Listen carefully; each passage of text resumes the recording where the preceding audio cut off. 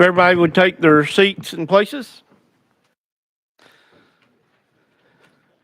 Good morning. Today is Tuesday, February the 7th, 2023. I hereby call the local government committee to order. Madam Clerk, you will please take the roll.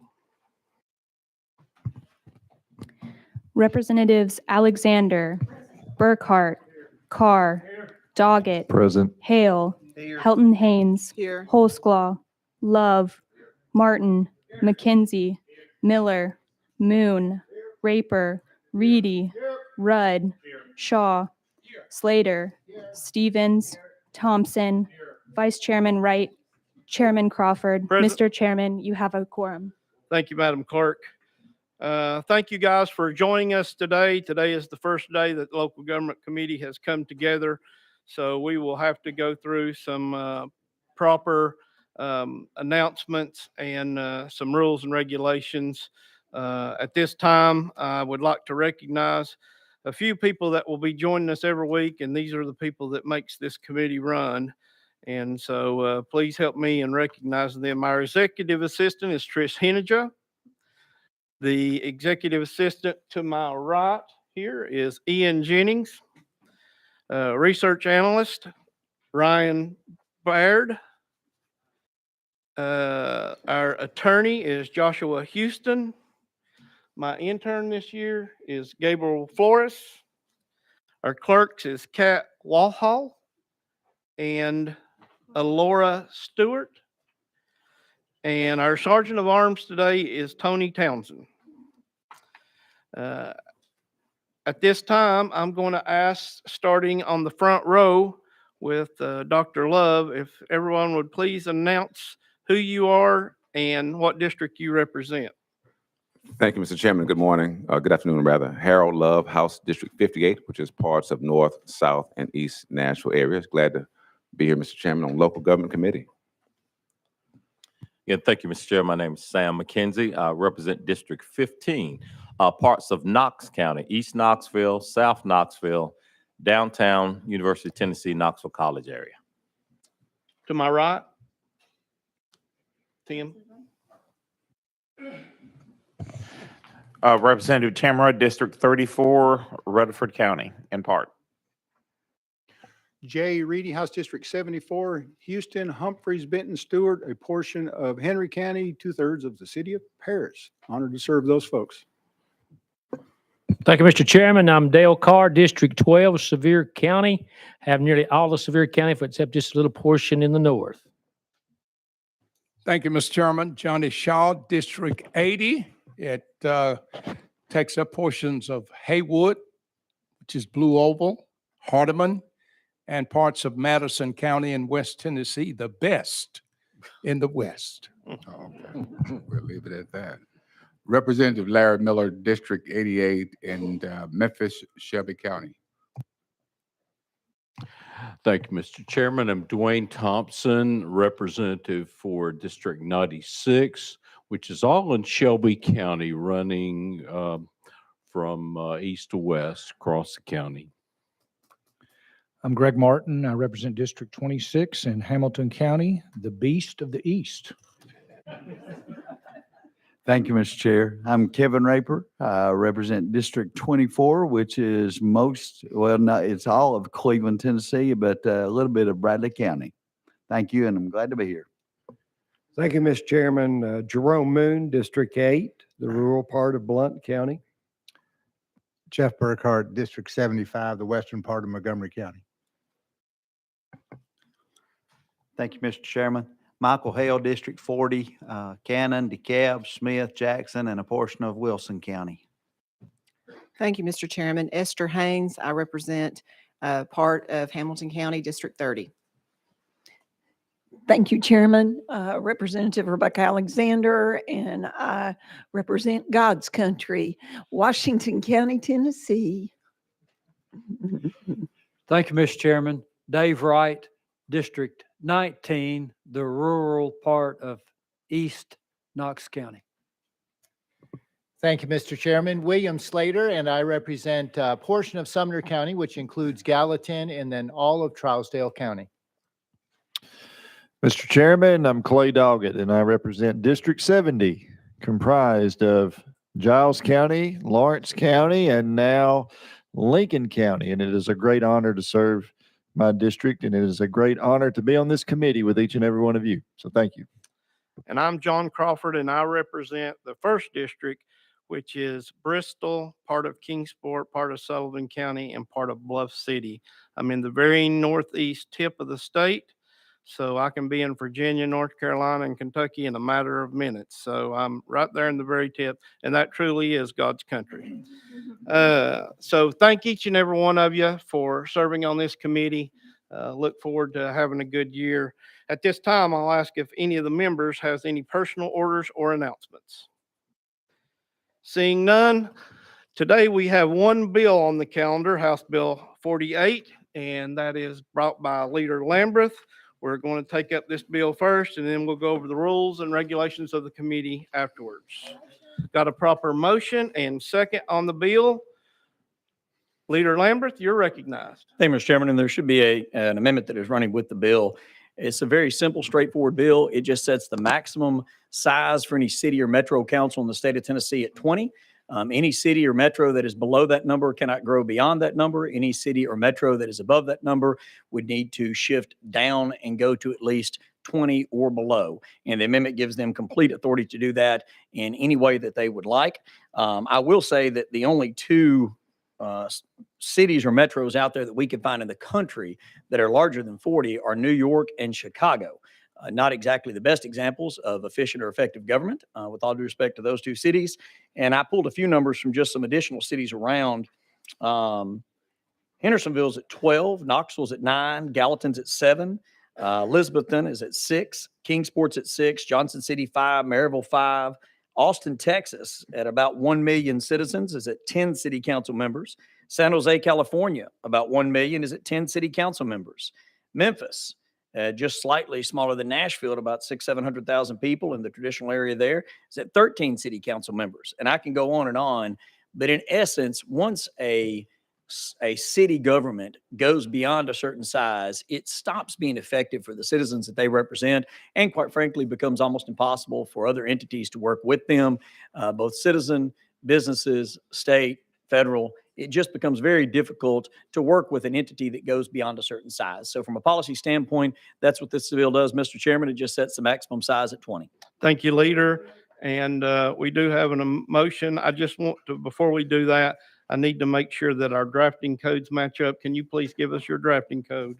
Yes, sir, Mr. Chairman. The amendment drafting code should be 1889. That is correct. I do have a motion from Representative Reedy on the amendment. Is there a second? Second. Any discussion on the amendment? Seeing none, we're ready to vote on amendment 01889. All in favor, please say aye. Opposed, no. The amendment is now on the bill. If you'd like to be recorded as a no, please see the clerk. Okay, we have the bill in proper motion. I do see that we have another amendment. Chairman Moon, you're recognized. Thank you, Mr. Chairman. Mr. Chairman, this is an untimely filed amendment, and I'd like a motion to consider the untimely filed. Mr. Chairman, motion to discuss the untimely filed amendment. We got a proper motion and second on the discussion of the untimely filed amendment. I do need to make sure of this drafting code. Can you please give us your drafting code? Mr. Chairman, the drafting code is 3590. That is correct. That's what we have. We have the proposed untimely filed amendment before us. Mr. Chairman, what this does simply, right now, ranked choice voting is prohibited.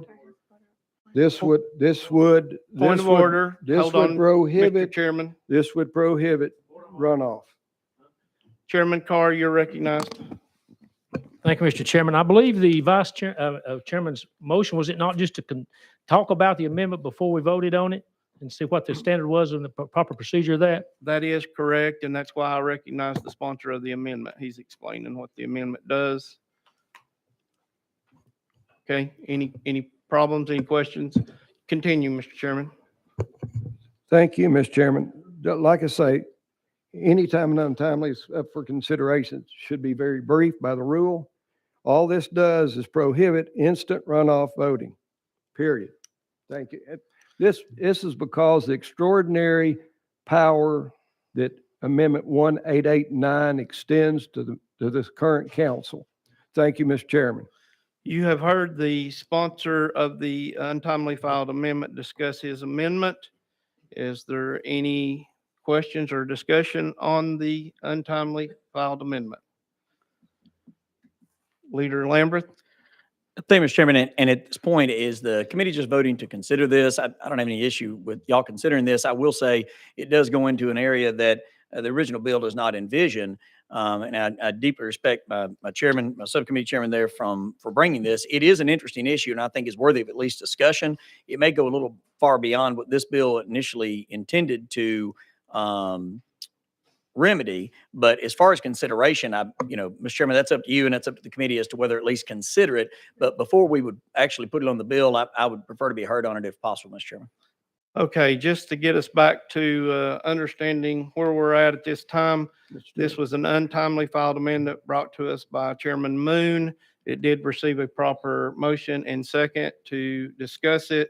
And I recognize you, Chairman Moon. Go ahead. Mr. Chairman, Ms. Sponsor, I respectfully withdraw the amendment. Without objection, we will withdraw. Chairman Carr, you're recognized. My apologies to the sponsor and to the chair. I had misinterpreted the motion. I thought the motion was to talk about whether we were going to take up the amendment or not. So I apologize for any misjudgment I might have had there. Thank you, sir. And it could have been that I didn't explain it very well. But if that's the worst thing we do all year, we're a flying. Thank you, Chairman Carr. So the amendment has been withdrawn without objection. We're now back on House Bill 48 as amended by Amendment 1889. Is there any discussion? Okay. I need do I have a motion on the? Okay, all right. All right, without objection, we're going to go out of, we'll go out of session. We do have a few, I'm trying to look here. We have some people that would like to speak on this particular bill. So without objection, we'll go out of session.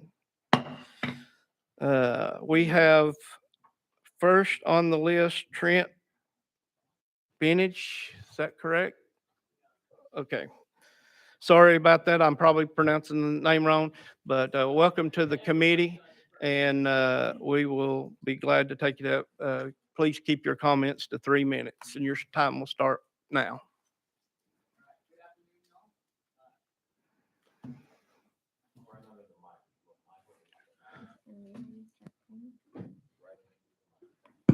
Check, check. There we go. State your name for the record too, please. Trent Benge. Good afternoon, y'all. As introduced a second ago, and as I just stated, I'm Trent Benge. I'm a musician, church worker, and community member here in South Nashville.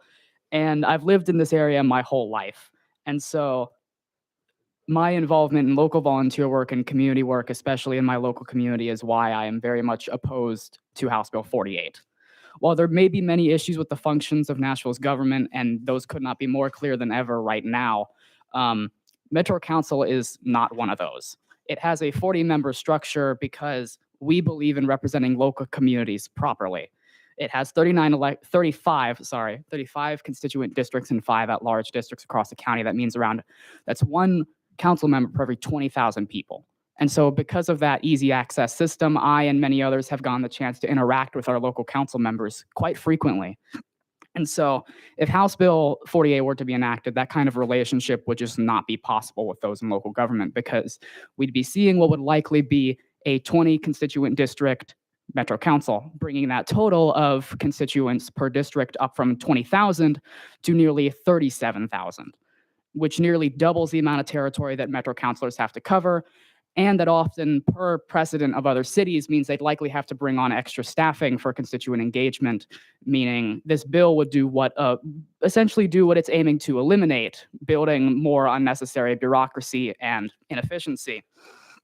Alongside this, I would also like to expand upon Mr. McKenzie's point from the Cities and County Subcommittee hearing and bring note of the two other local city and county merged governments here in Tennessee, Hartsville-Trousdale and Lynchburg-Moore.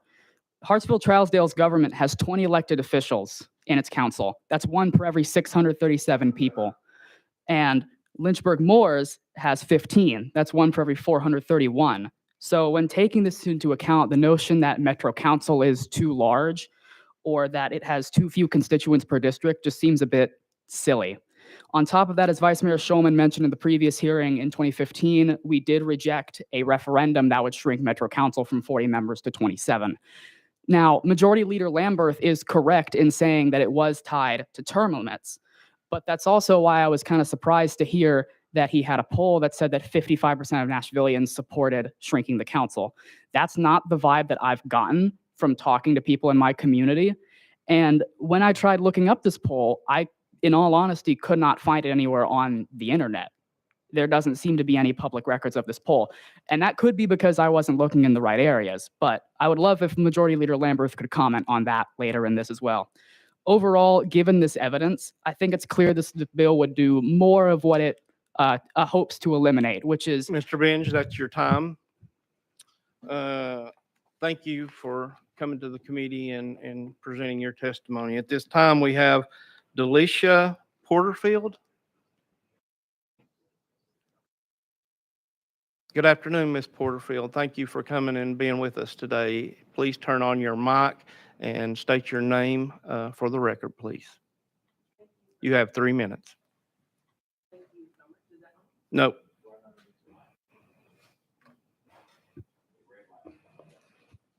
It keeps going. There you go. There we go. Thank you so much for the opportunity to speak. My name is Delicia Porterfield. I'm a councilwoman here in Nashville. I represent District 29, and I also serve as the chair of our Minority Caucus, which comprises of 10 minority members of the Metro Council. 10 of those members identify as African American. We have our first Latina elected a council member that serves with us. We also have our first generation and second generation immigrant that serve with us on our body. I'm here to speak about this legislation and about the potential unintended consequences on minority representation. And we have a very, very valid concern that an unintended consequence of this legislation will be how this impacts the minority community. Historically, our Metro Council, when there was the merger between our city and our county government, the 40-member body allowed diversity and allowed representation. Our initial council from that merger had diversity in it. And what we see now is the diversity we see is on par with the statistics of Metro government. 25% of our council is African American, which coincides with about 25% of Metro's population is African American. Once we start adjusting those numbers and reducing the number of council members, these council races get not only more competitive, but they get substantially more expensive to run. And that will impact our working class individuals, which a lot of our minority representatives are working class individuals. And our community is frankly very concerned that we will lose representation if this happens. And I'm sure that that is not the intent of the legislation. But as we all know, all legislation has the potential to have unintended consequences. So I ask that you all would please consider that when you are considering this legislation. We've heard from many of our constituents, and this is a huge concern. One thing that I can say is, being a former educator, I've been able to share with our body how our legislation impacts, when we're looking at legislation that impacts education, I'm able to talk about what the impact means being from the classroom. Having diversity is the same thing. When we look at legislation, we look at how is this going to impact the minority community? And it's more than just, it's how it impacts our communities. It's our culture of the legislation. And that's something that's really important for us. So again, we just ask that you all will consider that and have an understanding of how this can impact and reduce the minority representation. Thank you, Mrs. Porterfield. If you wouldn't mind, please stay at the table. I think we have some of the members that would like to ask you questions. Is that correct, Representative Miller? You have a question for our speaker? Thank you, Mr. Chairman. Actually, I was going to ask the question based on the first speaker, but we can't go back and ask any questions of him, or should we focus on the current speaker? I will allow, after all the speakers have spoke, if you need to ask one of them a question, we'll have them come back. Okay, thank you, Mr. Chairman. All right. Again, based on the unintended consequences, what you're suggesting is that the reduction of African Americans that are currently on the council, that could very well be reduced. Do you Yes, have sir. an opinion of to what percentage that possibly could be reduced?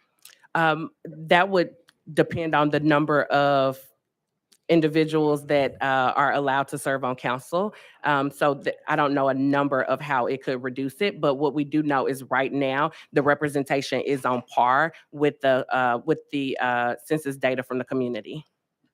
Thank you, Mr. Chairman, and thank you for your comments. Thank you. Chairman Doggett, do you have a question for the speaker? Yes, sir, Mr. Chairman, I do. You're recognized. Thank you, Mr. Chairman, and thank you for being here today. I've got a couple questions for you based off of the remarks that you've made. When did approximately the city and the county combine to form the metro government? In 1962. 1962. Well, thank you. And you currently do serve on the council, is that correct? Yes, sir. How many constituents do you represent in your district? About 20,000. Okay, very good. Thank you very much. Thank you. Any more questions for Mrs. Porterfield? Thank you, Ms. Porterfield. Dr. Love? Thank you, Mr. Chairman. Just very quickly, Council Lady, thank you for being here. To what degree do you think the reduction in the number of council members would affect your ability to serve your constituents?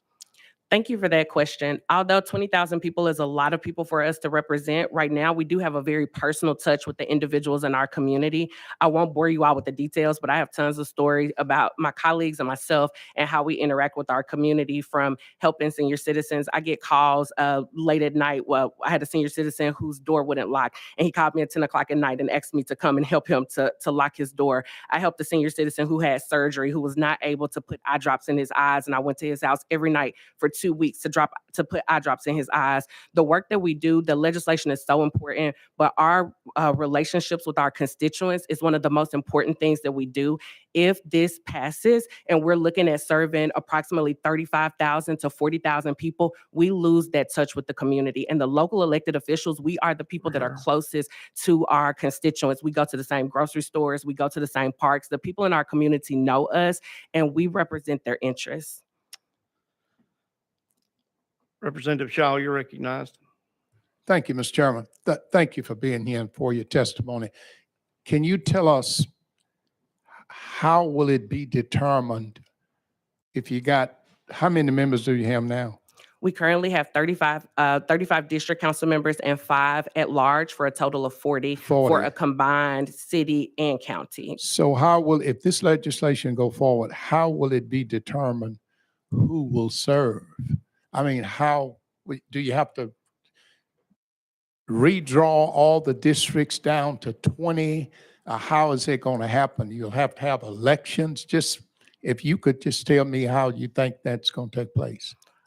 It is my understanding that what would have to happen, from my understanding of the legislation, is that we would then serve an additional year while our planning department redraws the district lines, which would then cause an additional election, which of course each additional election is additional expenses. So it would cost an additional election for us for 2024 instead of our current election, which should be happening in 2023. So right now my term should be up in August 2023, but it is my understanding that this would extend my term until August 24.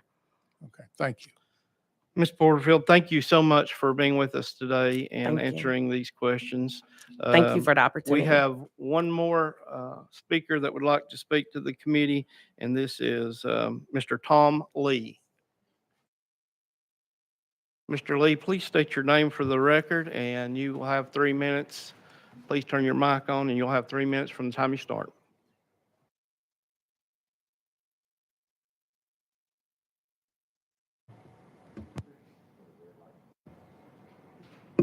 There we are. Thank you, Mr. Chairman. Thank you, members.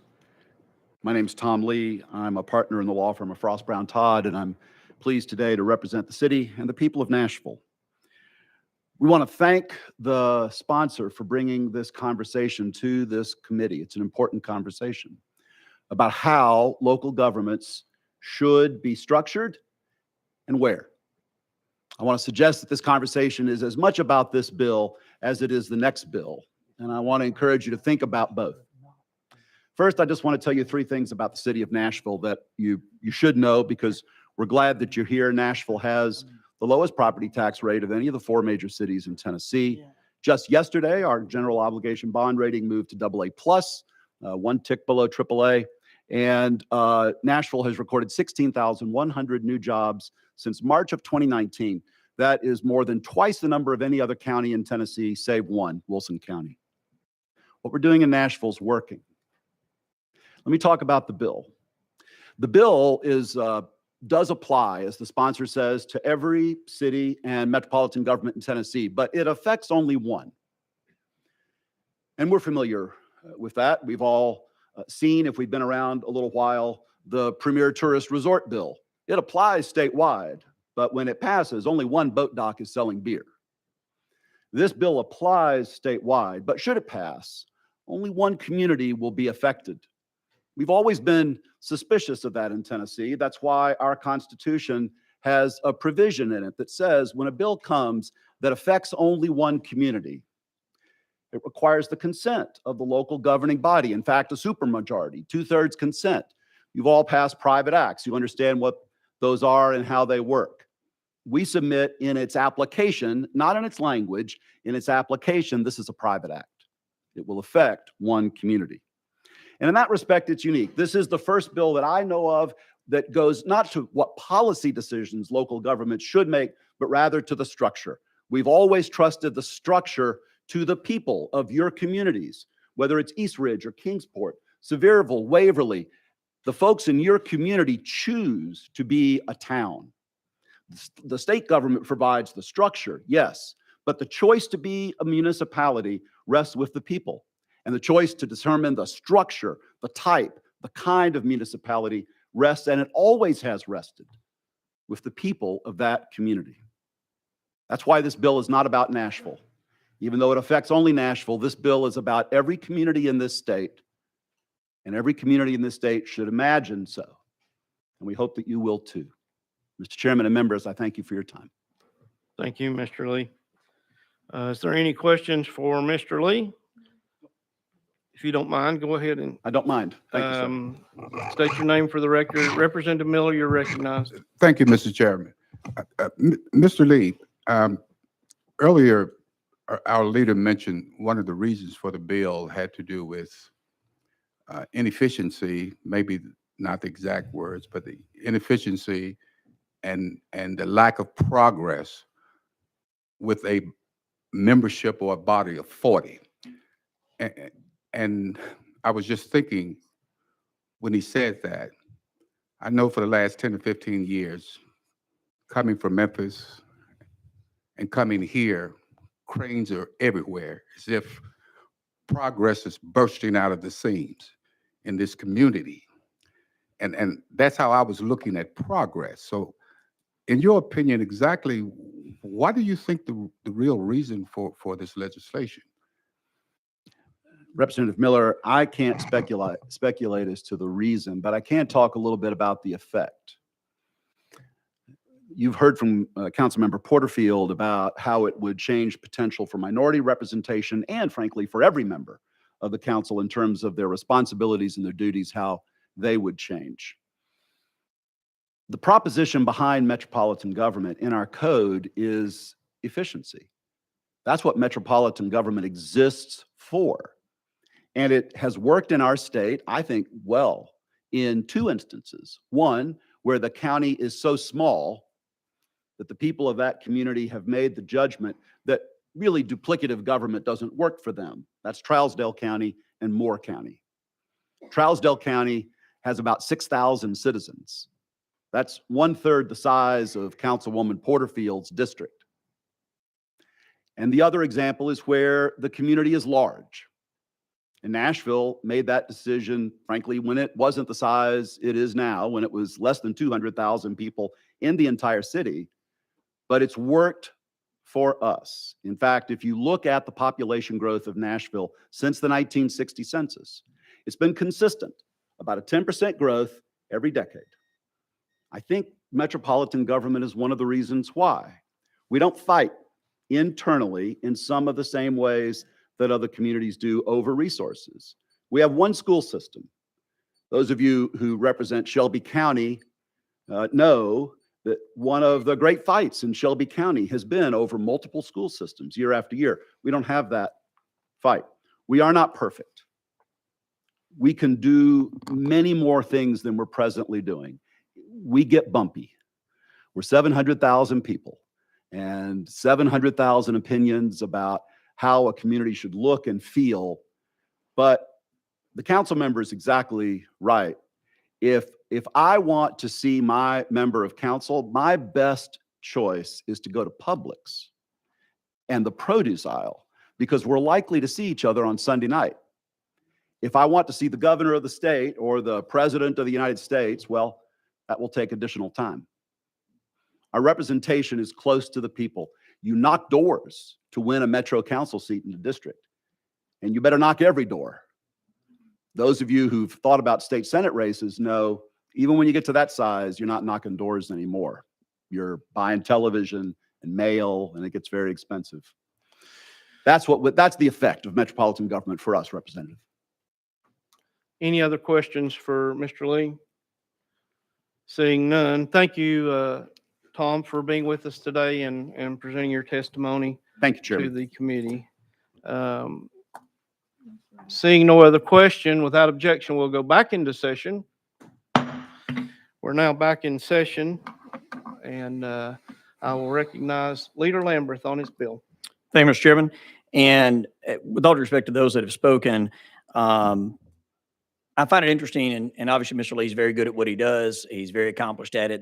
That's what he's hired to do. And so he gave a great presentation, but it is extremely limited to say that this bill only affects one city. It just simply doesn't. That's the words on the page. No city can grow beyond 20. No city, if they're above 20 now, they've got to shrink. So obviously Nashville finds themselves in that position, but we are setting a policy where statewide, no city or metro council can go above 20. That's it from here forward. Now, to say it only affects one city is looking at this through the lens of the next few months, through the next year. What we're talking about is setting a policy statewide that will last, hopefully, until this body decides to do something differently. It's interesting that it has been mentioned how strong and effective a government metros are. Well, you know who set that option up? You did. This legislature did. This legislature decided to allow cities to do that. You are able to set the rules on cities and metros, on the structure and the policies within which they are allowed to operate. That's what this bill does. Now, if having such small numbers of individuals within districts made sense, I think that some of these other cities that we pulled nationwide, like San Francisco, which is at about 900,000 people, probably wouldn't have just 11 city council members, or DC at 715,000 with 13 city council members. To act like somehow or another this is going to reduce minority representation on the council, if that happens, it will be because in redistricting, somehow or another, any city, Nashville, anybody else, horribly violated the Voting Rights Act and chose to reduce the percentage of minority communities that are represented on their council. I would hope and pray that they do not do that and would fight against it if they chose to do that. It's their job to redistrict. We're not doing that today. So the overall number on a city council or metro would be reduced. The percentage and the number of communities and the type of communities that are represented are still going to be up to them. By the way, 20 is a maximum number. They don't have to go that high. Most of these other cities have gone lower than that because it simply works better as a unit. I will say this as well. I don't know about y'all, but it's 70,000 constituents. I see my constituents at church. I see them at the grocery store. I see them out at the ball field. I knock the heck out of some doors every other year. And so do all of y'all. I get it. This is different for some of the folks that have served on the Nashville City Council. But the voices you've heard from are not the only voices. I believe it was one of the news stations just this morning, Fox 17, running a poll. Now, unscientific, but it was near 70% that were in favor of reducing the size of the Metro Council. The power poll I mentioned earlier is online for all to see. Well above 55% were in favor of. That's the people of Nashville speaking. That's not me. But again, this isn't just about Nashville. It's about setting a policy on how large do we want to allow these bodies to become. And it's the size of the body. It's not the size of each district, because that varies all over the place. I will quote a councilman who also serves currently on the council, and I quoted him in subcommittee as well. Says, we live in a city that is growing at an exponential growth rate, and as a consequence, we need to become much more efficient and effective in government, and large does not always mean good. And he is absolutely right. So the last point I'll bring up, and the councilwoman mentioned this, and it, again, with all due respect, is simply not accurate. The council terms would be extended by a year. Okay, so we cannot truncate a term back, but you do have the authority to extend a term. So it would be extended by a year to give them plenty of time to hear from their communities, to decide how to do redistricting, decide what number to be at, to have those votes. If we try to do it this year, which has been discussed by many, it simply puts them in a very tight timetable. Now, legally, I think they could get it done, but it would be very tight. So the extra year is to give Nashville the time, and any other city that would have to shrink down. Nashville's the only one I've heard from. So at this point, I'm going to assume they're the only ones that have to shrink to 20, but there may be others for all I know. But it coincides with next year's August election. That's August of 24. Now, if that date means something to you, it's because each and every one of you will be in a primary race at the exact same time. So there's no additional expense to having an August of 24 election. In fact, this bill, if you'll take a look at the fiscal note, actually saves $900,000 in FY 24-25, specifically for Nashville, and saves $510,000 every single year after that. They can either use that money as they see fit, reduce their taxes, or simply give that money back to the people in whatever way they wish to, but it saves $500,000 a year. Thank you, Mr. Chairman. I stand ready for questions. Thank you, Mr. Leader. Appreciate your time. We've got several people on the list, so we'll just take our time and go through here. Let me recognize Representative Love. Thank you, Mr. Chairman. Leader Lambert, thank you for this discussion. How is Nashville government being inefficient right now? Leader, you're recognized. So one, the bond rating that they just mentioned is actually one of the lower bond ratings out there. It's not ours. It's not at the very bottom, but it definitely could use improvement. And part of that is that the budget discussions in Nashville are constantly in disarray. In fact, just a couple of years ago, the comptroller of the treasurer almost had to take over the budget of Nashville because they were in such bad shape. And it didn't have to do with lack of economic activity. It didn't have to do with lack of population. It literally had to do with just gridlock on this council. And there's been conversation after conversation after conversation that simply they struggle to reach the decisions that they need to. And we see it on just about every topic. But that is one that is obviously very concerning, is that just a consistent inability to be able to get to a budget. Now they get there, but to be able to get there in an efficient way. Follow up. Are you familiar with how Nashville came to decide and be a metropolitan government? Leader, you're recognized. Yes, sir, I am. Well, Representative Love, do you have another question? yes.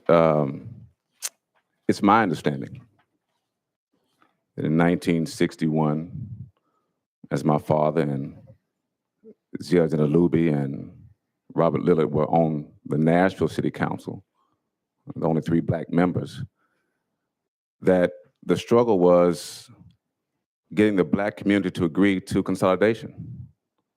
Because the 21 members and only 3 being Black, they knew that if the city and county consolidated, naturally there'd be a loss of Black representation on the city council. And so the number increased beyond 21. It increased to 40. And part of the negotiation and agreement was that there would be these council at large seats.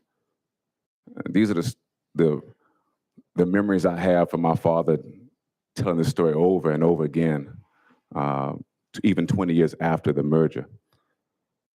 And that's my concern here, is that if we go back to a size even below the 61 level, then we might see a diminishing of the opportunities for representation that had not been seen since the 60s. You're talking about a population of 170,000 people in 1961, over 700,000 now. And the math just doesn't work for me. And that is a Representative concern. I have. Love, can you get to the question, please? Yes, sir. So here's my question. Do you think that this reduction of size is the right thing to do for all the citizens of Nashville, particularly those in the African-American community? Leader Lamberth. Yes, sir, absolutely. And in Okay. fact, it will improve the efficiency of this government for both African Americans in Nashville and everyone else as well. And with all due respect to when you say this began, it did not begin in the 60s. In fact, in 1956 is when the enabling legislation passed, or excuse me, March 1957. A report was submitted in 1956. And in 1957, Chapter 120 of the Public Act of 1957, authorizing the creation of a Metropolitan Government Charter Commission for Nashville and Davidson County and permitting other metropolitan areas with a population of 200,000 or more to do likewise. It was made a general act rather than a private act for two reasons, and it goes on from there. This began well before even the 60s. And unfortunately, while I appreciate your father, who is a well-respected gentleman and quite frankly, raised a phenomenal son who I respect deeply as well. It's been an honor to serve with you. His memory of this was probably relatively optimistic as to what some of the conversations, at least in the paper from that time. I didn't live it, he did, but from your description of him to me, he's a phenomenal man. And I don't know if he just didn't mention some of this other stuff, but it was a very heated issue back then. And I don't know that that was the only consideration that came into going to 40 members to merely improve the minority representation on the council. What at least was reported in the papers at the time, and it's well before my time and yours both, so I take your dad's word for it, but what the papers reported at the time, what it appeared anyways, was very, very much a political agreement so that more people had seats that currently were elected into public office at the time, and they didn't want to lose those seats. And so the original proposal to 21 grew to 40. And again, I'm just going off what was in the papers back then, in large part to do that. I mean, just because of bad politics, in my humble opinion. But all these other cities that have diverse communities that are quite frankly more diverse than Nashville, they all have councils that are smaller.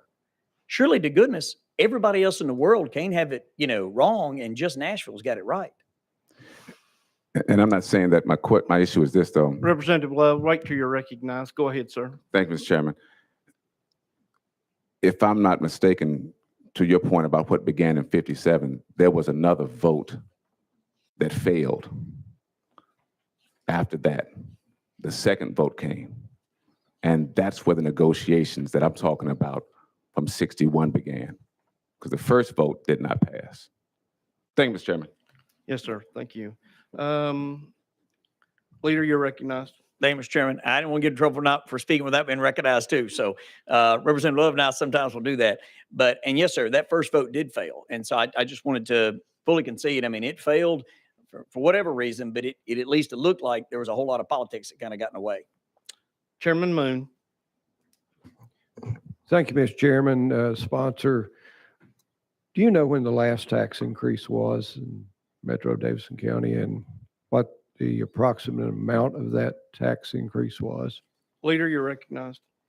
No, sir, I didn't pull that information. Again, I know that representatives from Nashville have reached out to me, so that I know that Nashville has at least reached out to me, and some of the representatives on the current council and some others have had some objections. So I looked into kind of the history of how Nashville got to where they were. But this bill is not just about Nashville. It is about a statewide policy. And I don't mean to sound like a broken record, but it just is. And so I've not pulled that level of granular detail. Follow up? No, Mr. Chairman. Thank you, Mr. Chairman. Thank you, sponsor.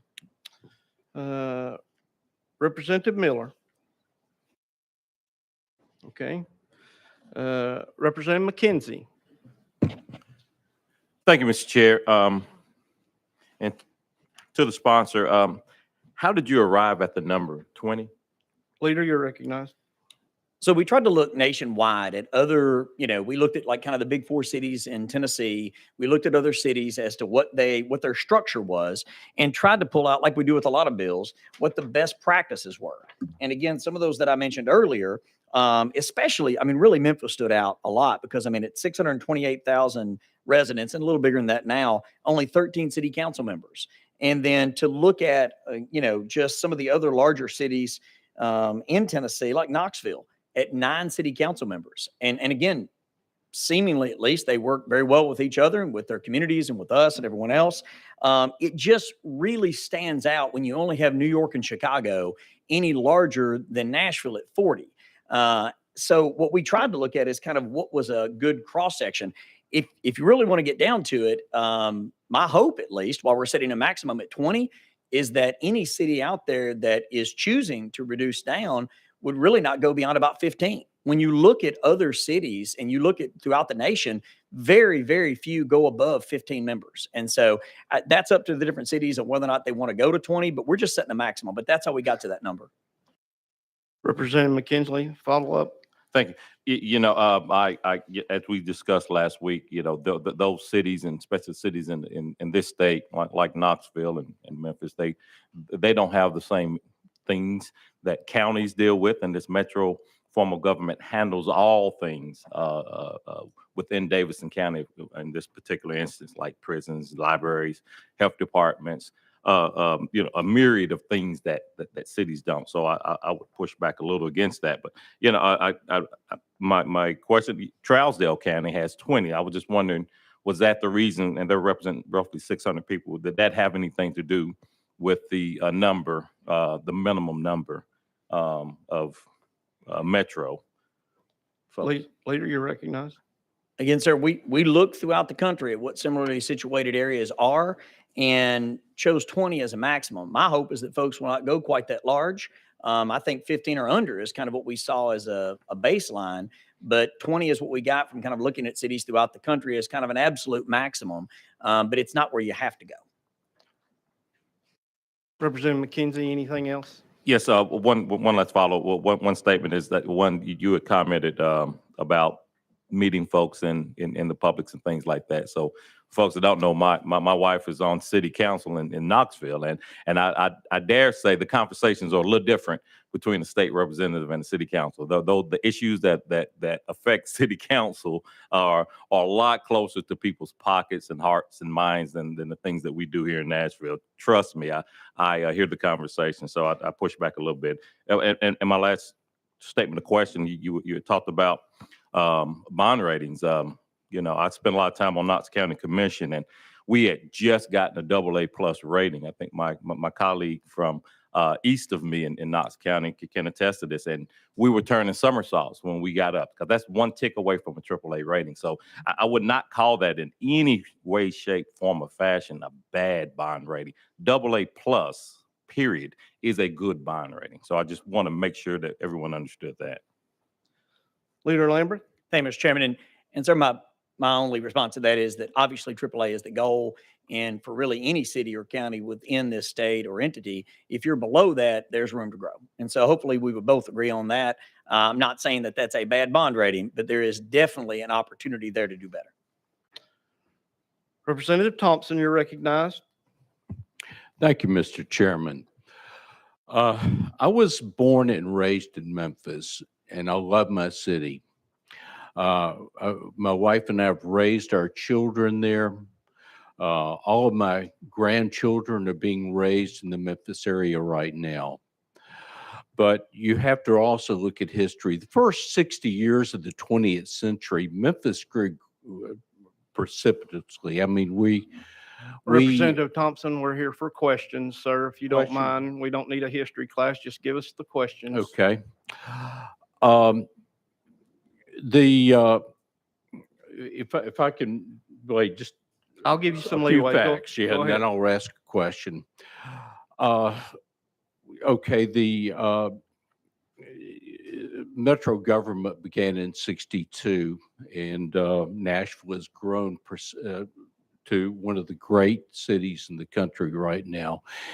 And Memphis in 1967 adopted its 13-member council, which means that our council members represent more people than state representatives do. How would adding more people to represent each district in Nashville improve the efficiency of government? It certainly hasn't in Memphis. Leader Lamberth.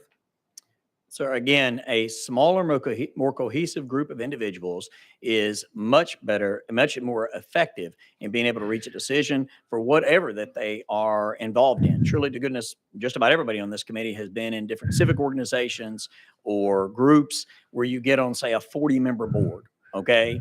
And when you're on that board and you're trying to make a decision, it is almost impossible. There's a reason why juries are 12 folks, not 50. I mean, it's just when you have a group of individuals trying to make a decision, quite frankly, it's just less effective the more people that you have. Now, we have a structure here in this body where we have 99 members. We represent almost 7 million folks, but we have a structure that has grown up over time. I would venture a humble analogy where Congress is 435 members, not exactly the most efficient and effective place to try to get anything done, regardless of which party might be in control of that chamber at any given time. A smaller, more cohesive group of individuals that fairly represent the diverse communities that they are elected from, they work better together. Representative Thompson for follow-up. Thank you, Mr. Chairman. So how will reducing the number of council members in the Metro Council, and remember, the effects of the growth of Nashville has populated all the ring counties, including the county you're in right now. How will reducing the number of council members actually help to increase the growth of the Nashville metropolitan area? Leader. Thank you. Again, my hope is that any council or metro government that is below 20 would represent their constituents well. Anything else, Representative? That's all for. All right, thank you. Representative Shaw. Thank you, Mr. Chairman. Thank you. Mr. Leader, let me kind of follow along what I've been listening to. Now, I know you're aware that council represents not only city council, but the whole Davidson County. You're aware of that. So the other cities that you researched, how many other cities are there that that you did your research that city council represents the whole county other than Davidson? Leader. I don't have that breakdown. I apologize, but I can certainly get that to you. Representative Shaw for follow-up. Yes, sir. Thank you, Mr. Chairman. I do think that is a vital point because they are representing all of Davidson County rather than just the city.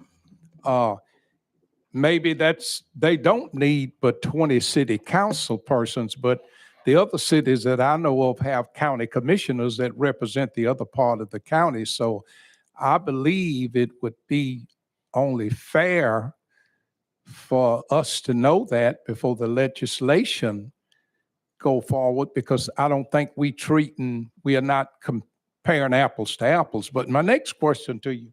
Go ahead, sir. Sir, is this, so you're saying, I know Blue Oval is coming in our area and we don't know what the growth is going to be. But what you're saying is it doesn't matter what other city in Tennessee grow, as long as they don't have but 15 to 20 city council persons, not county commissioners, that's your goal.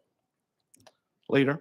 Absolutely. And in fact, thank you for bringing up Blue Oval, because it is one of the biggest worries that I have in that area is that you may get such rapid growth in some of those cities that one of them decides to try to go beyond 20 members. And again, what we've seen over and over and over again is that just doesn't work very well. And so we want to make sure that in that area specifically, but really wherever we're having rapid growth, that they don't get into this situation where they're beyond 20 members. But it is a great example of why this bill is statewide in application. Representative Shaw. this is a long shot, but would you be willing to roll the legislation till we find out what other cities compare with Nashville in terms of the city council persons representing the city as well as Davidson County? Leader? No, sir, I prefer not to do that. I do not think that that's going to really change anybody's mind today. It is interesting information. I'll be happy to get that to you. But the other large cities that I mentioned that are similar in population have all of the same responsibilities that we're talking about here. Whether or not their borders happen to line up with their county borders or not is simply not dispositive of this particular question. What we're talking about is, should a city or metro council be allowed to go above 20 members as a policy in this state? Fine. Representative Shaw. Thank you, Mr. Chairman. Final question. I just, of course, it's more of a comment than a question. To do this and for this legislation to represent every city in Tennessee, and not only to represent the cities in Tennessee, but cities, we're looking at cities across this nation. I think it's only fair that we all be in the same posture. You threw out several numbers of cities, larger cities, but we don't know if that's just city council or if that's county. So I just think that's only fair, but thank you for listening. Final on the list is Representative Carr. Thank you, Chairman Mr. Carr. Chairman. Call the question. Question has been called. That's undebatable. We're ready to vote on House Bill 48 as amended. No. We have three members who have raised their hands asking for a roll call vote. Without objection, we'll take a roll call vote. And I think we're ready to vote. All those in favor of House Bill 48 as amended, 1889.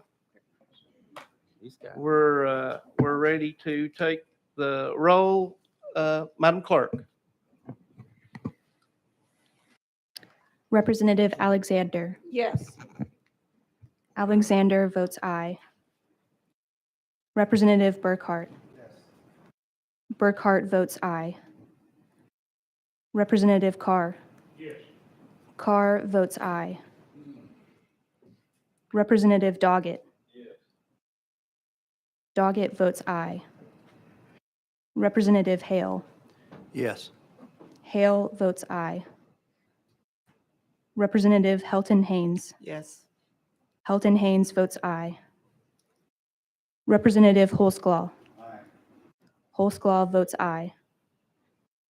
Representative Love. No. Love votes no. Representative Martin. Aye. Martin votes aye. Representative McKenzie. No. McKenzie votes no. Representative Miller. Miller votes no. Representative Moon. Moon votes aye. Representative Raper. Raper votes aye. Representative Reedy. Reedy votes aye. Representative Rudd. Rudd votes aye. Representative Shaw. No. Shaw votes no. Representative Slater. Aye. Slater votes aye. Representative Stevens. Stevens votes aye. Representative Thompson. No. Thompson votes no. Vice Chairman Wright. Aye. Vice Chairman Wright votes aye. Chairman Crawford. Aye. Chairman Crawford votes aye.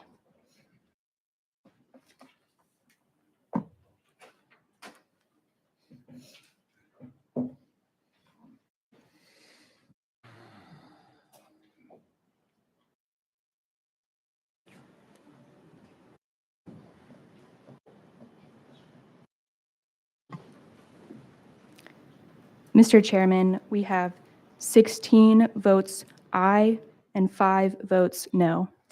The ayes have it. Bill moves on to Finance, Ways and Means. Thank you, Mr. Chairman and members of the committee.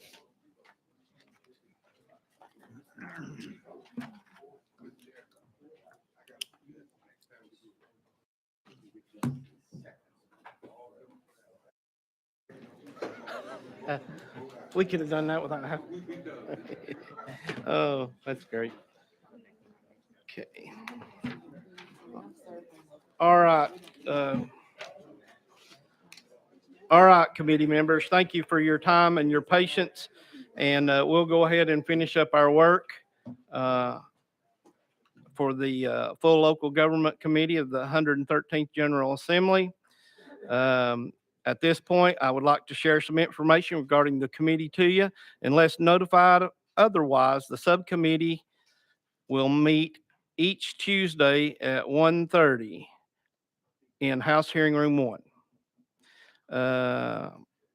Members wanting to place a bill on notice will do so via our online portal. Bill notices must be turned in by 3:30 each Wednesday in order to be heard for the following week's committee. Amendments must be submitted electronically to the House Local Government Committee, emailed. Amendments must be signed by the sponsor of the amendment. Amendments must be filed by 10 a.m. on Monday before the subcommittee meets. No verbal untimely amendments will be considered. Bills passed by the subcommittee will be automatically placed on the next available full committee calendar unless the committee receives a written request from the sponsor to set another hearing date or by discretion from the chairman. Guest speakers need to be pre-approved by the chairman no later than 24 hours in advance. Speakers will be asked to complete a witness card. When there are several individuals on the list to speak on a specific issue, the chair will impose a limit for the testimony and comments. If you are doing a presentations of a bill, no props can be used. Caption bills must be approved by the Speaker's office before being heard in committee. Also, if that bill opens up a substantial portion of Tennessee code, sponsors must agree to send the bill back to committee if the bill is passed and is amended on the floor of the House. Be respectful and follow proper decorum to all committee members. Bill sponsors, members of the public, and committee staff during the subcommittee meeting, please turn off your cell phones or put them on silent while in the committee. Also, limit your texting and internet browsing while hearing testimony before the committee. No live streaming or recording will be allowed by members without at least 24 hours prior approval from the chairman. Documents, handouts, or PowerPoint presentation materials also will be required at least 24-hour notice to the chairman. Guests and members of the public will be allowed to live stream or record as long as it does not disturb the committee. To be consistent with other committees, hard copies will no longer be distributed to your office. Committee calendars, e-packs, and amendment packets will be distributed via your office electronically by email. If you would like to have a printout, please ask your assistants to do so. I would also point out that all documents will be available to you via online member dashboard. If you would like a hard copy, please ask your assistants to print those out. In accordance with House Rule 83, any bill or resolution may only be calendared 3 times. If on the third calendar the bill is not reported out of committee, the bill will be placed on special calendar by the chairman to be published on the final calendar. If at that juncture the bill is not reported out of the committee, then it shall be returned to the clerk's desk. Sponsors may request roll call votes prior to any vote. 3 members may request a roll call vote, and the chairman can request a roll call vote at any time. This concludes the explanation of our subcommittee rules and full committee rules. If any member has any questions, do not hesitate to reach out to my office for further assistance. Before I close, does any of the members have any personal orders or announcements? Representative Love. Thank you, Mr. Chairman. I apologize. We have a former colleague of ours in here, Senator Brenda Gilmore, and just wanted to recognize her and again, thank her for her service to our General Assembly. Glad to have you.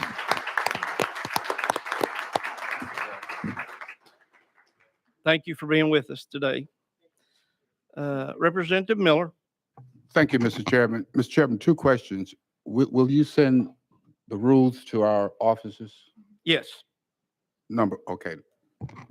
Thank you, sir. Okay. Any other questions, announcements, or personal orders? Seeing none, I'll entertain a motion to adjourn. We are adjourned.